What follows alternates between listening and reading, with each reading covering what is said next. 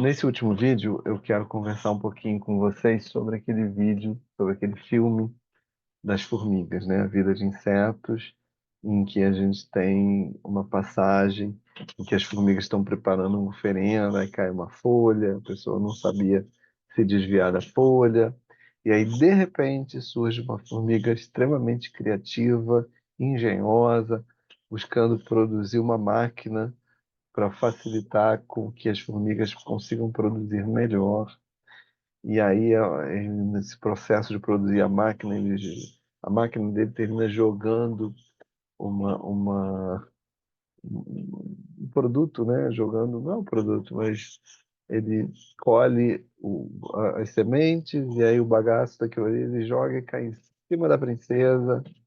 E aí ele vai, recebe uma bronca e é convocado a ficar na fila produzindo como qualquer outra formiga, o que tem a ver com as obrigações normais de uma organização, vamos dizer assim, mas naquele momento ali a gente vê a criatividade sendo limitada, sendo cerceada, e e a inexistência de curiosidade em relação ao novo.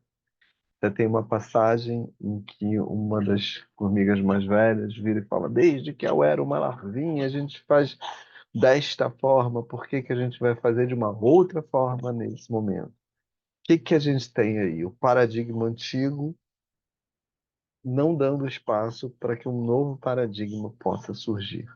Lembra a questão do conflito? Esse é um bom exemplo de conflito. Você tem um conflito entre duas formas de pensar, e o que a gente vive ali é a sobreposição do antigo por cima do novo, pelo menos naquela cena específica do filme. Então, se a gente olhar para tudo que os nossos colaboradores, que os nossos autores nos trazem, a gente vai, por exemplo, quando a gente falou de conflito, né, de conflito e criatividade, a gente olhou um pouquinho para isso, para o quanto, se naquela cena ali a gente tivesse um bom gestor que buscasse olhar para o que estava em jogo, criar espaço para que se pudesse discutir, para que se pudesse olhar para as várias nuances do que estava presente ali, talvez o produto daquela situação fosse o desenvolvimento de uma prática mais criativa e inovadora no que se refere ao universo ali das formigas. E o que a gente teve ali foi o exemplo de uma gestão que não deu espaço para que o conflito gerasse inovação.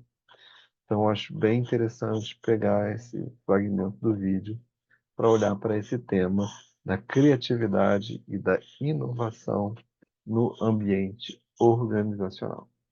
Basicamente é isso que a gente tinha para ver sobre esse tema. Com isso, a gente fecha essa aula, que foi a segunda e última aula voltada para o tema da criatividade no ambiente organizacional.